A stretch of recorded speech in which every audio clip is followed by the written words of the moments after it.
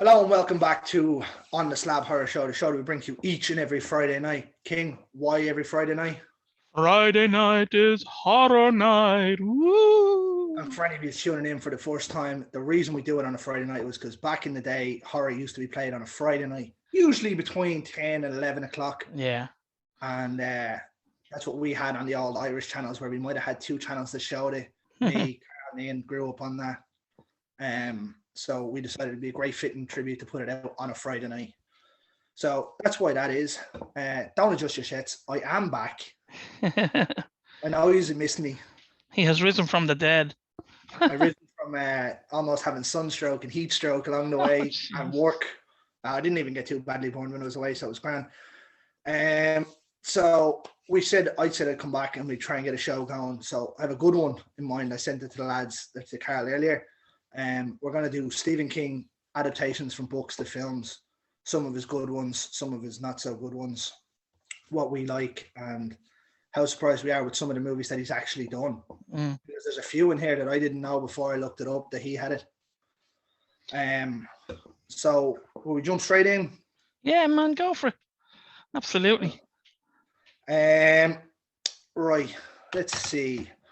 Obviously, we'll go with the bigger one. That's because it's only a newer release at the minute. I didn't know he'd done Firestarter. Obviously, the book he done, the '84 movie came out. Yeah. We've remade it, obviously, which I haven't even bothered to watch. I didn't even watch the new one, and I know was it Ted was telling us about that? Yeah. Yeah, and I think he told us not to watch it or something. I was like, yes, I didn't watch it. He said you'd watch it once, and that'd be it. Yeah, there's very few films I'd watch once and enjoy. I didn't even really enjoy the original one, to be honest. It's a long time since I saw the original, so it's a very, very young Drew Barrymore. Well, don't forget we've seen Drew Barrymore as a fucking baby, like, you know. And if I'm not forgetting, I think Martin Sheen's in it. Right. Okay. But yeah, it's one of his lower rated ones, I would have said. I know a lot of people love it. But it's one that I was very surprised. I didn't know he'd done it. Yeah, I know quite a lot of Stephen King ones. One thing I will say about tonight, Greg, is if we don't know the film, I'm not going to comment on it because 100%. Because some of these are out there. Yeah, so or if you haven't seen it, just let me know because I've seen most of them. Yeah. So I mean, like we really well. I am going on the fly here with this particular episode, but I like that. I do like that kind of episode as well, where we. You think back to when we done some of my favorite creature features, you mightn't have seen. You didn't know them until live on the episode. Yeah. So I'm just gonna try. I'm gonna throw a few names out. Obviously, Stephen King is such a widely renowned and respected person in horror because of his books. Absolutely. But, obviously, he doesn't just do horror. No, and I mean, like that, some of the better films of the '90s, the bigger ones were his. You know, like you arguably look at it, his two best movies aren't horror. Obviously being Shawshank Redemption and Green Mile. Absolutely. There's a lot of similarities with those films as well. Yeah, prison, slow going, slow build, an amazing plot twists. Yeah. And anybody that's read any kind of Stephen King book will tell you that there's plot twists no matter where it is, and they're all a bit weird. Now, here's the thing. I mean, would those two films be generally considered very, very good adaptations of the books? So I tried reading The Green Mile, and I just couldn't. Was it too long, or what was the story with it? It's not even that long. I'm pretty sure It the Clown is his longest book, and I've read that 3 times. I couldn't find myself. I just couldn't get into it. I haven't read the other one either. In terms of a book, Shawshank. Yeah, I'm not even sure if it's a full book. No, it's a short story, I believe. It's a novella. Novella. Yeah. It's the same. Like, he has a couple of horror novellas out there as well. Obviously, one of the bigger ones being 1408, which shout out to Tombstone Ted, who absolutely loves it. Yeah. Do you know, we still haven't seen that yet, and I keep meaning to. It's on Netflix. That's right. Yeah. With Samuel L. Jackson and can't think of his name now. Cusack. John Cusack. Yeah. Absolutely. That's a brilliant adaptation from the book, from the short story. Really? Now, I hadn't read the short story, but I went on to YouTube and got one of the videos where someone's actually reading it out. Oh yeah. Listen to someone doing it like on tape, and compared to the film, like obviously there's more fleshed out in the film. Yeah. But, it was a very, very good adaptation. Deadly. And a very well made movie. I have to say, like, you're yeah, I know we're primarily a horror show podcast, but Shawshank Redemption is in my top 10 films of all time. It really is. I was only on another podcast just before here in the sport one, and I mentioned it at the end of it. It's amazing to think that flopped in the cinema. I know. Absolute major flop in the cinema. Crazy. It's so good. But a lot of people don't appreciate good films in terms of when it's in the cinema. It's not until you get a second watch of it, or and like the first time I watched that, I was about 14. I remember kind of being a bit bored watching it, and then obviously it gets to the end, and you're like, "Well, I need to go and watch that again to see what happened there." See if you can notice, and you pick up something different every time in that movie. Oh, absolutely. And what I was going to say to you as well is, there's another example of, the way I like soundtracks. Yeah. And the music and the film work perfectly in sync together. Yeah, and like even that scene where he's sitting in the warden's office with when he has, is it Beethoven on in the background? Something like that. Yeah, and he has it on. He's playing it through the speakers. It's great. Like, even I know as you said, we're primarily a horror show. There are horror aspects to Shawshank.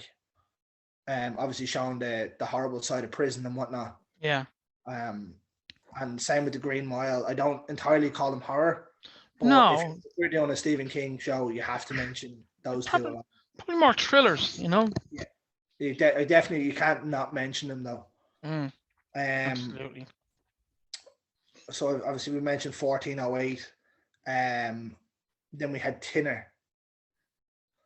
Yeah, that's an interesting one, isn't it? It's a very strange one. Yeah. Like, this was another it seemed like a lot of Stephen King books got bought and got put straight for TV. Or made for TV, sorry, yeah. Like Stephen King was in this himself. He likes doing that now and again, doesn't he? He likes popping up. Turning into a Stan Lee. But he's the original Stan Lee, I suppose. Well, you know what I mean, in terms of making cameos. This one, I remember watching this when I was younger, and it creeped me the fuck out. It's a creepy film, alright. Yeah, and like this uses atmosphere very well. And this has another one, the soundtrack, where it's very well put in and well orchestrated. Yeah, especially for a made-for-TV movie. Oh, absolutely. Because some of his made-for-TV movies haven't done so well, and they haven't aged well at all. Absolutely not. Let's see if I can find one that didn't age well. The original It, maybe. You take that right back now. That's going to come up later on.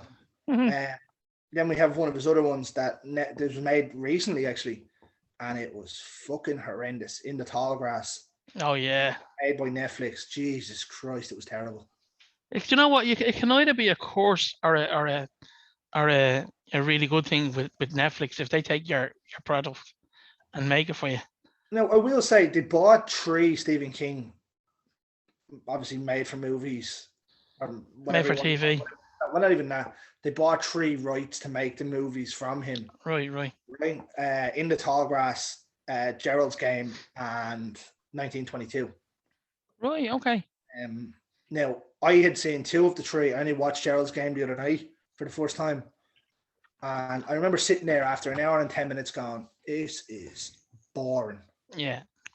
All right, it's great. She's fit as fuck and she's just strapped to a bed, but like, it's just conversations between herself and someone else. It's thing, but the twists towards the end of it, I just didn't see it coming. Normally I can see these things, and obviously you see death coming in and you're like, well, that was good. And then I just didn't see it coming. It's you see, that's it. Like it's a kind of a cool concept for a film. And it is when you think about it. Oh yeah, well, it's horror gone mental. It's stages of horror gone mental. Yeah. And like we've said it here, we said it when we done the X show. Obviously myself, Ted, and Ian. Shout out to Dynamo who's not here tonight. He's stuck elsewhere.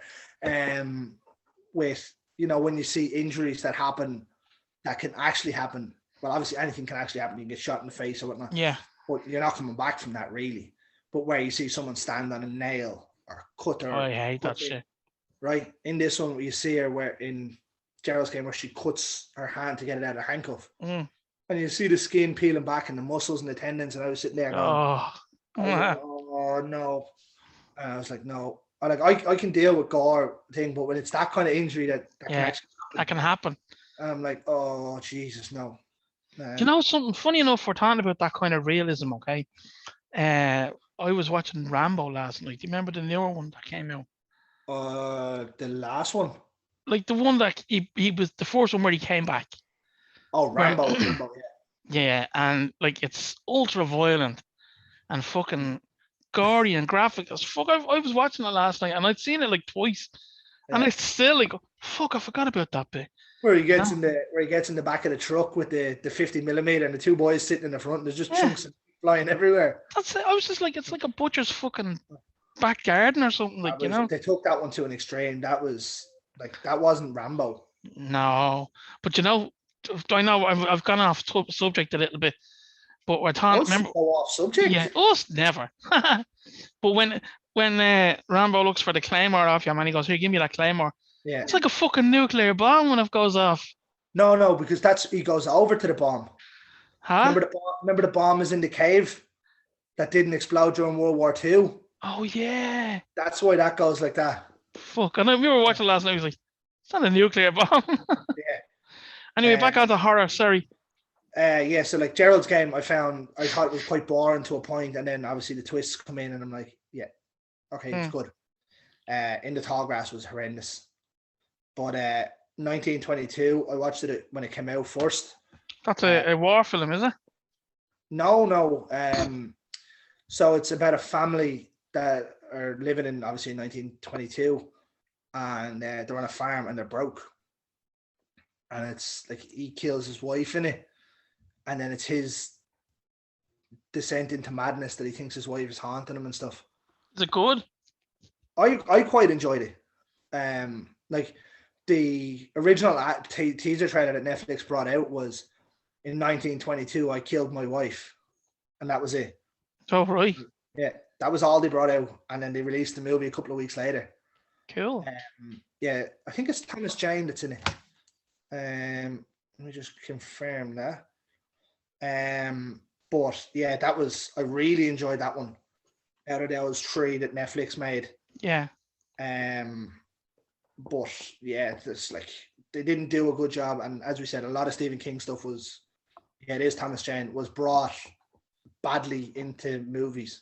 Yeah. Now, in fairness, if they had made, I know you're going to bring up Salem's Lot, but if they had brought that, made that as a full TV or film rather than made for TV, I think it would have been even. Now I know it's got a cult status now. Roll on September. Oh yeah, the remake, isn't it? Yeah, and it was a big budget remake apparently. Well, big budget doesn't always necessarily mean good. No, but it means we should get some decent looking things. But again, big budget mightn't always be. The best thing about that original was Court Barlow, just, you know, the vampire. He was phenomenal, terrifying looking, and with his he has just normal teeth, just two fucking needles, fucking mad looking, and the yellow eyes and all, just, you know, deadly looking. Yeah, craziness that one was. Like that you're right, that gained cult status very quickly. Mm-hmm. Same as Tinner. Tinner got a cult status. I think a lot of it that made for TV movies got the status. Christine was another one. I love that film. But it's good to a point. Do you know what I mean? It's not great. No, I enjoy it though. Yeah, but then again, there's certain films I like, and I bring them up all the time in the wrong turns. They're not great, and I know they're not great. But you enjoy them, and that's all that matters. You can't help but like them. You know what I mean? Yeah. Like the one thing I will say, I was never a fan of Christine the movie. Right. Like as I said, it's good to a point, but if I was to pick a Stephen King one, I'm not sitting down to watch that. That's way down the list. Do you know what I mean? The one thing I sent to you was a number of months ago, a list of items that Stephen King has linked. That's right, yeah. Different things around. So like all his films, or a lot of films, are linked.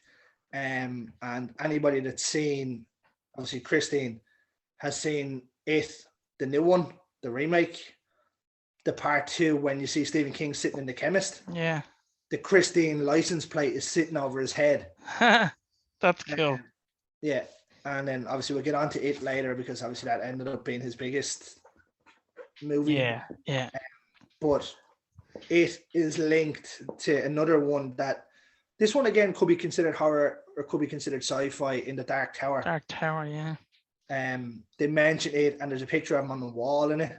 They mentioned it, did they?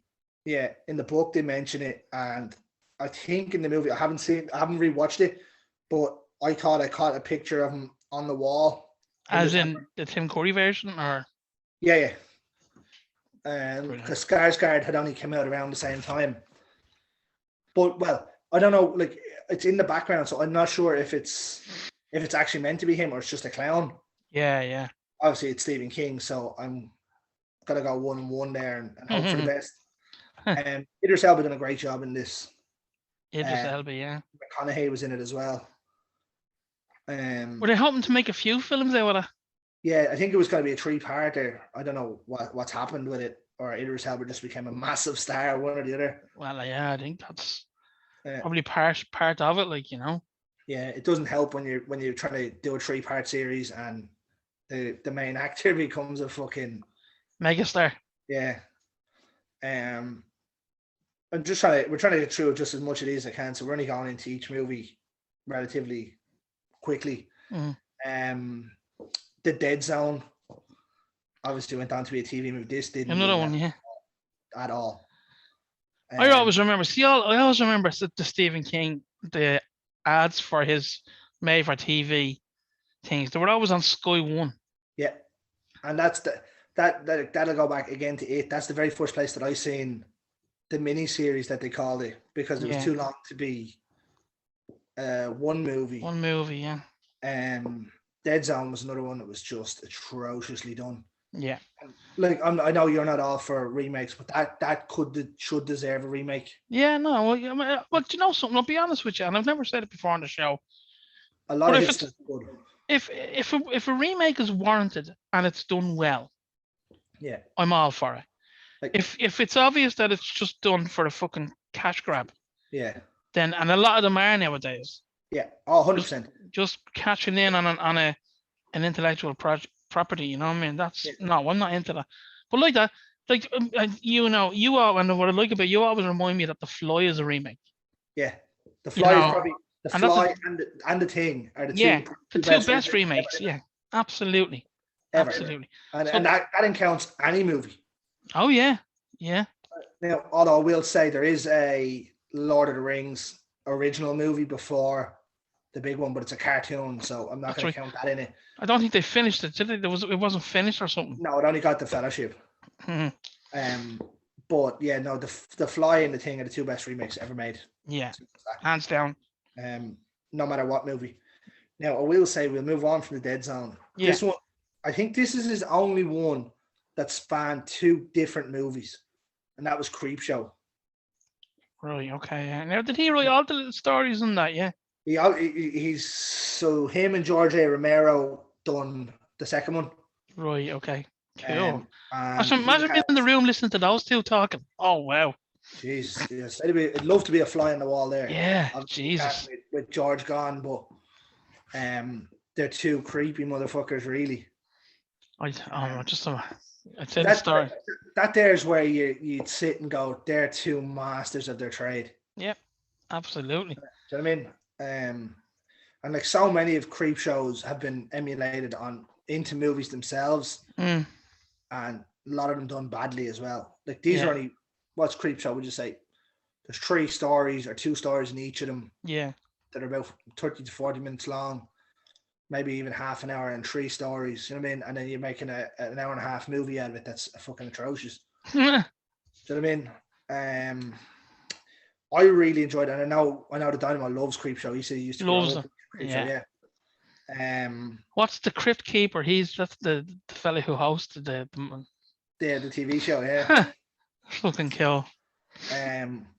Obviously, then we have some more, like, again, not horror. The Running Man with Arnold Schwarzenegger. I can't believe, and I love that fucking film, and I only discovered tonight. And I said it to you, I always hold my hand up when I don't know shit.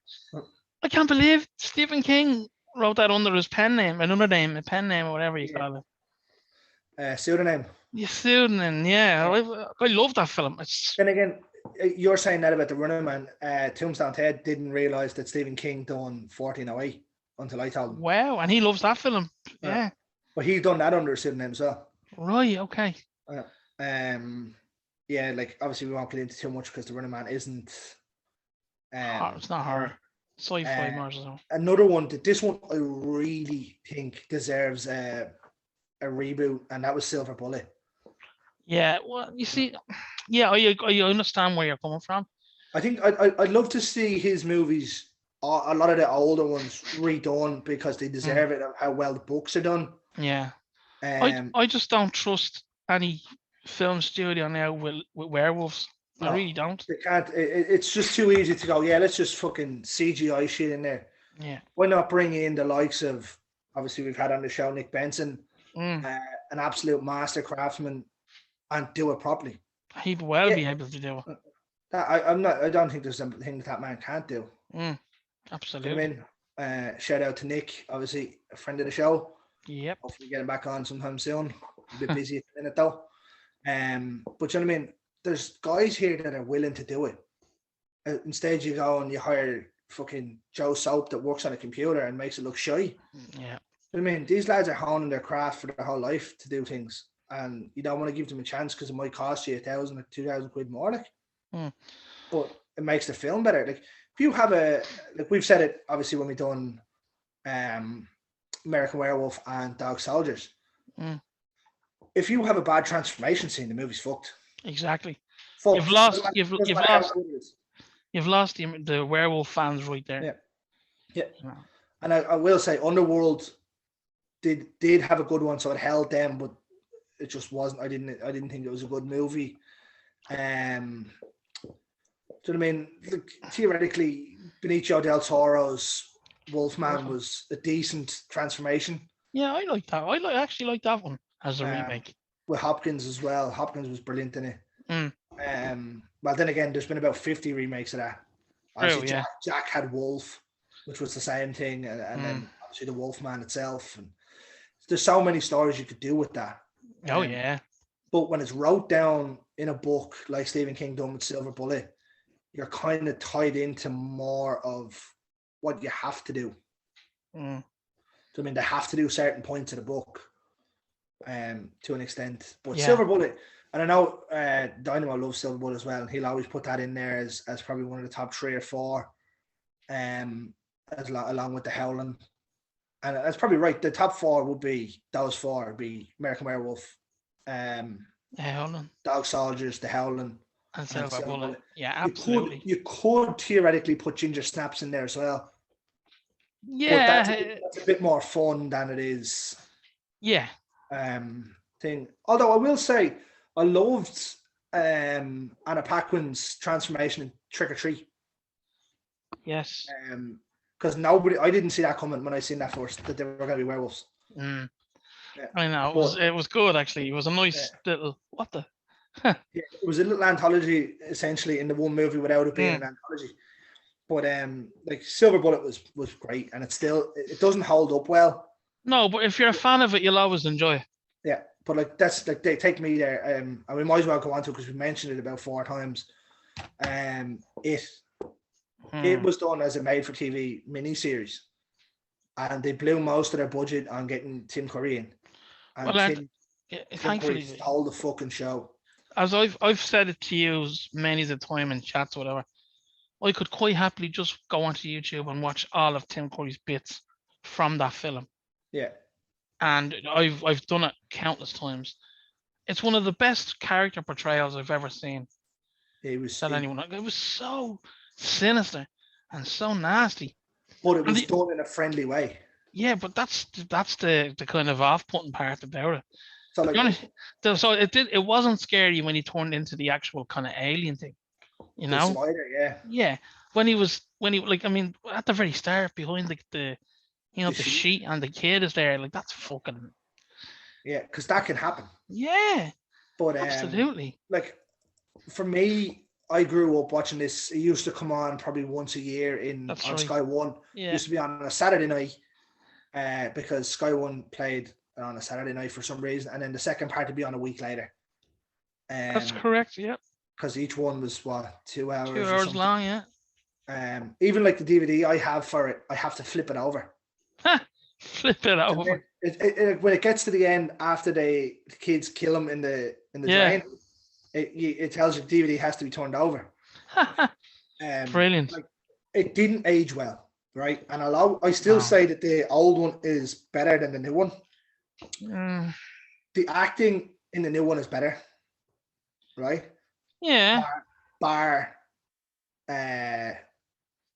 Tim Curry, because he triumphs Skarsgård handily. well, Because I mean, let's be honest, right? And we, Skarsgård did I think Skarsgård did a fantastic job as Pennywise. it was to me, it was a poison chalice for him. Yeah. So he did the best that he was gonna do. No, I will say he wasn't bad by any stretch of the he was means. class. I wouldn't quite go as far as that, because they changed the character too far from the book. From the book. Yeah. Right. So in the book, like I haven't read a whole lot of the Stephen King books, and this one I've read 3 or 4 times, and it's the biggest one. Curry played it perfectly, like the book. Yeah, like the book. So in the newest ones, the Andy Musashi ones, they focus too much on him being too violent and too much jump scares in it. Yeah. Because playing it the way Curry played it, it wouldn't have played out as well. Right. Because they designed that movie to be a horror movie for the younger generation who won't sit and watch a story unfold. Yeah. And that's what Curry done. Curry put the show on. Yeah. Oh, absolutely. Yeah. Like even when you see him in the library when they're older, and he's like sitting on the thing where he has the blackjack and he's like, "Kiss me, fat boy." Yeah. Brilliant. Have you got Prince Albert in a can? Like, Curry didn't get any, or Skarsgård didn't get any of the jokes. No. Like the one joke he got was when he was sitting on the big tall character, whatever the wood chipper guy was. Yeah.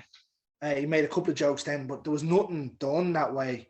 They focused too much on him being the painting in the temple, the fire that killed Mike's parents. I mean, maybe it was more like a reimagining of Pennywise, 100% was, but I see that's where, like, I went into the first one and I did like the first one. The second one really let me down. I didn't like McAvoy in there as Bill. I thought he was all right. I thought Jessica Chastain was the perfect casting, but she was fucking atrocious. Yeah. No emotion. Bill Hader stole the show in the second one. He's brilliant in that, isn't he? As Richie, he stole the fucking show. Yeah. But it's such a pity if they had. It's such a pity the way the original one was done. Yeah, it was low budget. Yeah. Well, it wasn't. Might have even been low budget, but they blew their budget on getting Tim Curry in. I'm still glad they did, because we'll always have that forever now to look back on. Yeah, and that to me is his best role. Oh, hands down. Now don't get me wrong. He was. Well, I love Rocky Horror Picture Show. I know you don't like it. I don't. No, but as Frankenfurter, he's fucking brilliant. Yeah. And also as Legend, he's amazing as Legend. Do you ever notice Legend looks like a reborn Jeepers Creepers? Yes. It looks like they crossed Legend and the Wishmaster and got Jeepers Creepers out. Yeah. But like, it's, to me, it has obviously gone on to be Stephen King's most successful one, with the new one being the highest grossing horror of all time. Now, I don't really think that's fair, because it came out in 2 parts, so it shouldn't be counted together. Are they counted together? Yeah. Yeah, that's how they've made it. the Right, best well then horror. it won't be top then unless there's an anthology like that comes out again. Well, no, because like yeah, something will have to come out and beat that. Because obviously it went on to do amazing numbers, Yeah. and thing, but sure. Like I went in with a bad attitude watching the second one, being like, he's got to do it this way, and then after the first 15 minutes of the second one, when they're adults and they show the two gay lads getting killed, I was like, but that Yeah. happened at the start. Hmm. It's supposed to be when they're kids, not when they're adults. And then I kind of threw myself out of it, and it lost me after 15 minutes. And I was sitting there going, and it wasn't up until Ted convinced me to go, and he was like, just go and watch it and don't even think about it. Yeah. And they're not bad movies. No, not at all. I thoroughly enjoyed both of them. Yeah, You know. but we may move on from that one. Yes. Let me throw a couple at you here, and I know that you're going to bring them up anyway. But Carrie, what a film! Brian De Palma done an unbelievable job with this.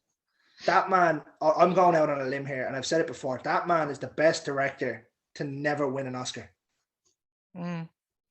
Like looking at it, he done this, he done Mission Impossible, Scarface, Carlito's Way. That's right, yeah. Do you know what I mean? Like, how did he not win something? You know what I mean? Who knows? Who knows, man? But no, Carrie was brilliant. Such a good film. And again, it's another slow burning De Palma movie. Yeah, and but it works. Yeah, oh yeah. But like, and then you had the disfortunate pleasure of watching the remake. Never watched it. Don't bother. It didn't need it. Now I will say Chloe Grace Moretz was brilliant in it, but she is brilliant. Yeah, that was it. It was poor. And then of course The Shining. So this here is the strange one, isn't it? Yes. This is the one that Stephen King doesn't like. And I think just before you go on, I think we'll end on this one as well. Yeah. You know, because like we could go on, now that we're talking about it, we could go on all night about his films, you know. But I think we'll have a little discussion about this. Nice little one. Yeah. What I'll do is I'll pitch you a question and I'll answer my own one as well. Right, okay. At the end of it, right? But this here is a very strange one. So I've read this book twice, right? And Stephen King doesn't like the Kubrick one. I'm not sure overly why. And there wasn't another version of it remade, and he liked that one. There is. I think it came out around the same time. Let me just see.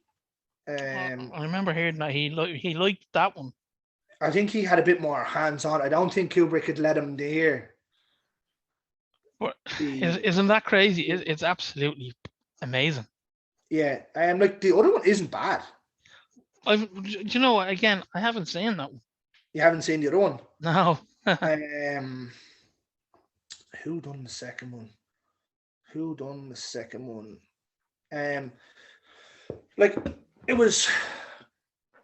I think they changed Jack's character in this again a bit too much from the book. Right. So obviously they're all happy family going up. Jack in the original one is a cunt, and he's broken Danny's arm by smacking him. Jesus. Before going up and everything, and he's hit her, and he does something. I can't remember if he breaks her shoulder or her jaw or something along them lines. And like it's very tense before they go up, but in this they're obviously happy family and up they go. Yeah, so they go up. I'm trying to find this other one. Sorry, the other one. But yeah, they changed his thing a bit too much for me to be close. But Kubrick's one is far better. That's not saying the other one isn't bad. No. But like what they done with the twin girls and like everything was perfect. And then to give you the throw, do you remember when he's sitting at the bar?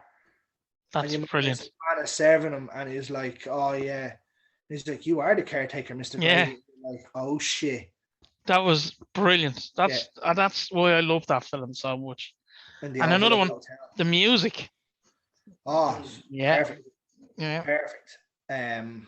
Like Shelley Duvall does my head in this. She's not a good actress Hmm. at all. And people might disagree with me, and I couldn't give a fuck. You I can wouldn't let me be know. I wouldn't be a big fan of her now myself. No. Do you know what I mean? I can think of 2 movies that she done, and she's terrible in both of them. Yeah. And one is this, and one is Popeye. Oh God, Popeye. Yeah, she was Olive Oil in Popeye. Oh my God. But like people can tell me I'm wrong, and I'm gonna tell you it's the same thing. Fuck it, she's terrible. Well, it was a terrible film as well. Like, Popeye. yeah. No, but even in this, she's terrible. And I know Kubrick made it hard for Hmm. her, because he wanted her to get into a certain mindset. Well, she got into a certain mindset, all right, but maybe it didn't translate well on screen. But look, She didn't come back out of it. I know that's the thing. But like, she's part of her part in that is part of a bigger Picture, yeah. picture where you know when I'm looking at that film, I know she's not great in it, Yeah. but she has a pivotal part in it. Yeah, like And she's not great in it. no, but the juggernaut that's Jack Nicholson covers everybody's asses there. Yeah, it doesn't matter how bad anyone was. Like Exactly. even the kid was better than Shelley Duvall. Mm. But Jack just stole the show. Yeah. Like he could have won an Oscar for that. Well, I'm surprised he didn't. I really am. Yeah, that betrayal was phenomenal. And maybe I'm thinking, did he not win it because Stephen King came out and says that he didn't like it? That could have influenced the. Like it's very hard. At that stage, we hadn't seen really many horrors winning Best Actor. No. Had there been one at that stage? Maybe not. I'm not sure. No, maybe not. No, I think was Hopkins not the first for Silence of the Lambs? Yeah, I think he was actually. Yeah. Like horror had won certain awards. Makeup, effects, music, whatever. But yeah, no, I don't know if there had. No, I might be wrong with that. But The Shining was just immense. It was an absolute juggernaut, and like as much as he doesn't like it, I really enjoyed it. I love it, and I prefer the film version to the book, which is wow. Like I've read the book twice. I've seen the film 100 times. I tried to watch it with Zoe there a while back, and she got about an hour in. She's like, "How long's left?" And about an hour and a half. She was like, "Nope, not watching it." Was she bored, or she just didn't like it? She was bored, yeah. And I was like, "All right, go on, I'm watching." I'm finishing this. Once I started, I'm in 2.5 hours of. Oh yeah, I'm in. You have to. You have to. Yeah, that's The Shining. Yeah, what more can you say? Like, if you haven't seen them at this stage, do yourself a favor and go and see them. Yeah, but yeah, it's The Shining. I don't know. The man has a collection. Another fond one that I have, actually, just a quick mention, was The Mist. Oh yeah, that's very good. It's not great. No, it's enjoyable though, isn't it? By far has one of the funniest endings you'll ever see in your life in any movie. Again, Thomas Jane. It was just perfect. But I think we'll leave it at that for the evening. Absolutely. Did you want to ask me a question before we went? Favorite Stephen King adaptation? Okay, then it will probably The Shining. The Shining? Yeah, because to me it's just as close to perfect as you can get, you know, in my opinion. How close was it? Actually, just one other one before we go on. I forgot to mention an episode that we done before was Stephen King's Misery. Oh yeah, Jesus. With Kathy Bates and James Caan. That was an amazing film. Jesus, I think the dynamite would have killed us if we forgot about that one. Yeah. Do you know, actually, here's a quick one before we go. A friend of mine who works in film, he does like graphics department and that kind of stuff. Nice. He was working on a film with Maggie Smith and Kathy Bates. She's still acting? Yeah. And he used to be a drummer, and the crew knew this. They needed like an extra to do a drummer in a shot with the two of them. Oh, he's in it, is he? Yeah, so he's acting as an extra, you know what I mean? Yeah. But he's there standing beside Maggie Smith and fucking Kathy Bates, and he's like, "Oh my God, it's fucking Misery and Professor McGonagall. Oh my God." There's two absolute powerhouses of yeah. But he was saying that Kathy Bates, when she's like she was staying in character all through the whole thing. So I she heard was, she does that on every yeah. movie. So she had this crappy Irish accent, like, you know what I mean? And Yeah, I was saying to him, oh, Jesus, we should have asked her to come on, like, to try and get her on the show. But then I imagine. was thinking, yeah, but imagine it's Kathy Bates. How are you? How's it going? Like, you know, you're not Kathy Bates. People would think we were fucking messing, especially if they were only listening to the show. You know what I mean? Yeah, no. But Where's your Annie Wilkes gone? yeah, oh, I'd say she could turn that on just like that. Oh yeah, imagine her staying in character in that character though. No, thanks. No. You got to go wake Kathy up from her nighttime sleep. No, No, thanks. no, I'm out the gap here. Good luck. So, what is your favorite one? The miniseries of it. Yeah, like it's not, as it says, it's not his best work. Obviously, well, it may be his best work. It's not the best film. Not the best adaptation of it. Yeah. But if I was to actually pick one overall, it wasn't horror. It'd be Shawshank. Yeah. Non-horror Shawshank, horror Shining, and there we go for me. It for me is only because Tim Curry's performances, and I think it's a lot of nostalgia for me growing up with that. Yeah, I can understand that absolutely. But I can still remember the the summer evenings watching that. Do you know what I mean? Correct. But yeah, no. I think if I was to pick one of the bigger budget ones, it'd be tough. Yeah, I think it'd probably be The Shining if I was going for sort of a cinema release one. Overall, yeah. The Shining's a better movie. Oh well, that's what I'm going on. Yeah, I mean, you've got an almost perfect leading man as the character, and then as I said to you, the whole story around it is just amazingly done. Whereas with it, I would have obviously I love clowns. I would have loved to have that as the best film that he's done. But the only good thing about it is Tim Curry, you know what I mean? And so I can't base. It didn't age well. No, I can't base a good film on just a character. You know. I will go out on a limb though and say he is the best clown character in horror. Oh, absolutely. People will turn around and say Art the Clown from Terrifier, and that's an amazing movie. And like Gacy was brilliant. Obviously, being that's going to be a future episode. Is going to be clowns. Yes. So let's not divulge too much about clowns right now. Maybe in a couple of weeks down the road. Yeah, I think so.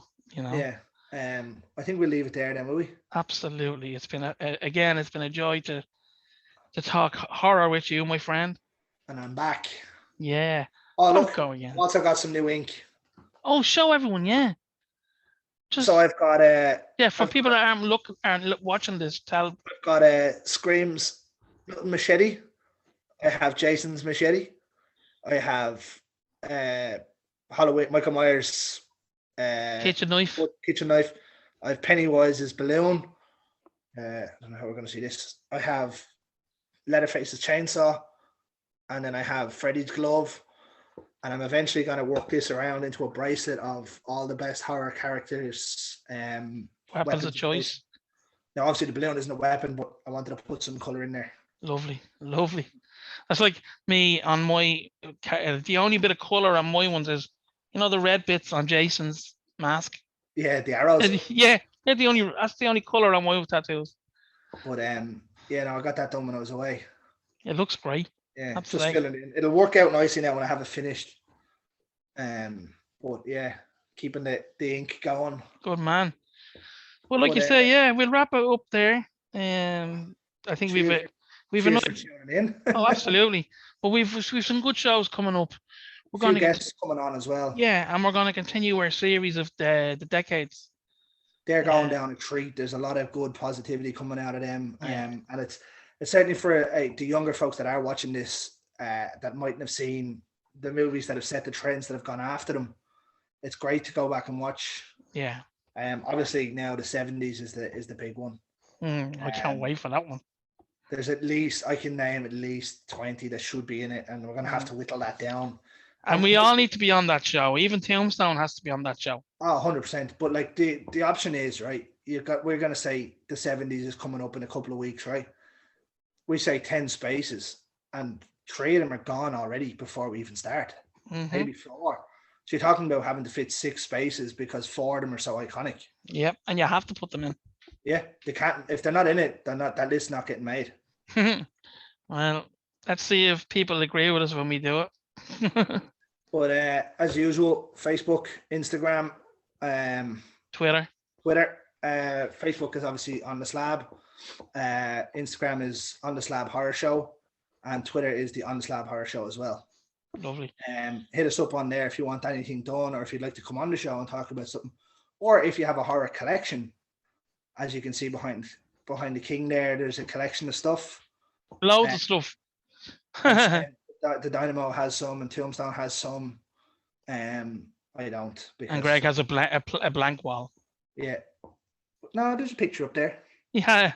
Well, I didn't want to say anything about that horror show up there. You know what I mean? But yeah. But, no, I will not start buying stuff because I'll be broke. You would never stop. I know. But, yeah, as usual, like, share, subscribe, whatnot, and well, what can we say? But in the words of George A. Romero, stay scared. Absolutely. Good night.